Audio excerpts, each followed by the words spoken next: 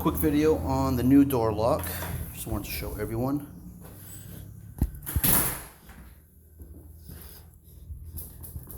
Okay, to unlock from the inside, just push down and out. Okay, automatically locks every single time, so you have to press the code every single time. I'm not going to show the code. So I just press the code, you'll see this go in. So that should work. You do not technically have to press the C. The C is just to clear it, just in case somebody was messing with it. I press the code, press down, opens. I'm gonna do this a couple times.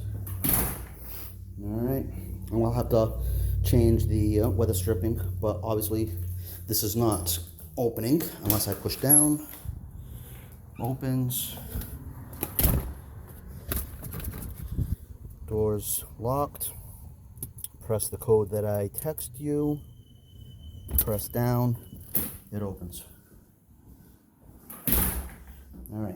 So, any problems, let me know.